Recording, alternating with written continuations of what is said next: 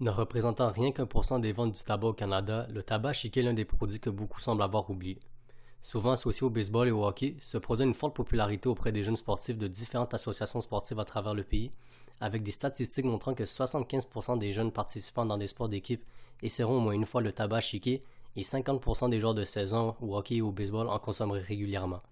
Dans une entrevue effectuée avec Denis Forget, ancien président du baseball à Montréal et actuellement président de l'Association du baseball à Montréal-Nord, celui-ci s'est montré assez surpris après avoir entendu de telles statistiques et a donné une réponse assez intéressante. Ouais, je te dirais que je suis impressionné parce que je n'avais pas cette connaissance-là. Fait que ça me surprend énormément. Puis c'est sûr que si c'est au hockey, ben ça va finir par arriver avec le baseball. Le baseball au Québec est un sport moins connu, moins pratiqué. Il est beaucoup pratiqué dans les gens des Caraïbes, dans certains pays, puis tout ça. Mais avec l'immigration qui arrive ici, ça fait en sorte que c'est ce qu'ils vivent chez eux dans leur pays anciennement, puis tout ça. Là, si on a plein de Dominicains, ben ils savaient où s'en procurer en République dominicaine, puis ils vont savoir où s'en procurer quand ils vont arriver au Québec. Ils vont le chercher, puis ils vont le trouver. C'est sûr que s'il y a autant de jeunes que ça, ce pourcentage-là de jeunes qui font ça, ben ils vont finir par le trouver. On peut tout trouver. Avec autant de joueurs qui en consomment, serait-ce les réglementations liées à ce produit qui sont trop passifs? Si on consulte les sites de Hockey Canada et de Baseball Canada, on peut voir que les produits du tabac sont formellement interdits. Serait-ce alors un manque d'attention chez les arbitres et les entraîneurs qui, eux, laissent cela passer? M. Forget a la réponse. Mais comme c'est pas quelque chose de très répandu, il n'y a pas encore de mesures ou de... Il n'y a rien de fait dans ce sens-là, de règlement ou quoi que ce soit. Plus souvent qu'autrement, quand il y a des problèmes comme ça, ce qui va arriver, c'est qu'il va y avoir des règlements qui vont être passés par les associations, la fédération ou la fédération provinciale ou la fédération nationale. Pas très répandu, en effet, le Québec est la province où est-ce que le tabac chiqué est le moins consommé par les jeunes, avec seulement 0,6% des jeunes qui en consommeraient selon Santé Canada. Contrairement au Manitoba, où est-ce que ce chiffre augmente à 8% selon le Conseil de la médecine du sport et des sciences du Manitoba. Et cela est reflété dans les réglementations des organisations sportives amateurs du Québec, telles que Baseball Québec et Hockey Québec, où est-ce que le seul produit du tabac qui est mentionné est la cigarette. Il est seulement mentionné aussi que ceci ne peut être consommé dans les estrades et aux alentours des joueurs, ne visant que les parents et non les joueurs. J'ai alors demandé à M. Forget si, lorsqu'il était président du baseball à Montréal, s'il y avait eu des précautions prises par rapport au tabac chiqué durant son mandat. Voici sa réponse. Mais bien honnêtement, je vais te dire, les années où j'ai fait ça, de 2000 à 2011, c'est pas quelque chose qu'on voyait. OK? Puis même encore aujourd'hui, c'est pas quelque chose que j'ai remarqué que les jeunes faisaient.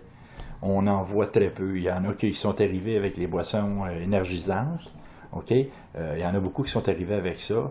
Puis il y a eu un règlement. Nous, on a passé un règlement à l'association que c'était interdit pour les joueurs. On considère que c'est nocif pour leur santé. Et puis, le règlement a passé à Montréal-Nord. Il a passé par la suite à Montréal. Puis là, maintenant, c'est rendu... il parle de le faire au niveau provincial, d'interdire les boissons énergisantes pour les joueurs et pour les entraîneurs sur le terrain. Le tabac chiqué, pour l'instant, c'est pas une problématique qui semble être répandue au Québec. Je sais qu'au niveau américain, c'est différent. On voit les joueurs qui progressent, puis tout ça, qui vont souvent se retrouver avec du tabac chiqué. On en voit plus. Mais au Québec, particulièrement à Montréal, c'est pas quelque chose qu'on a conscience encore. Là. Fait qu'il n'y a pas rien, il n'y a pas de mesure de prise à ce niveau-là. En parlant ensuite des joueurs, M. Forget a précisé que le tabac chiqué n'est pas précisé dans les règlements à cause d'une loi provinciale qui interdit l'usage du tabac en général. Il y a un règlement provincial qui interdit l'usage du tabac, puis avec les lois maintenant, ben il n'y a même plus besoin d'avoir ce règlement-là, a plus ces besoins-là. On n'a plus ces besoins-là avec les règlements. Avec ce fléau qui continue d'être populaire à travers le Canada, on se demande d'où est-ce que les jeunes prennent exemple. J'ai alors demandé à Denis Forget son opinion à ce sujet. C'est pas quelque chose que je vois à travers les joueurs que je côtoie. Plus vieux, ben là, c'est sûr que c'est un peu comme le problème de la cigarette. Les jeunes voient moins peut-être aujourd'hui, mais les jeunes voient les parents fumer. Puis, ils peuvent pas nécessairement acheter facilement les produits du tabac comme cigarettes, etc. Surtout avec les lois qui deviennent de plus en plus difficiles pour eux autres. Fait qu'ils se tournent vers ça. En abordant ensuite la question des joueurs professionnels et leur influence, j'ai demandé à M. Forget si ceux-ci avaient un rôle à jouer dans ce problème. Ben, c'est sûr que l'image les pros, c'est certain.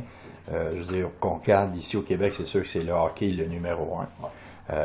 Qu'on regarde les jeunes, ben s'il y a un joueur de la Ligue nationale qui fait quelque chose, c'est sûr et certain, surtout un joueur du Canadien, ben c'est sûr que les jeunes vont essayer de le reproduire parce que lui le fait.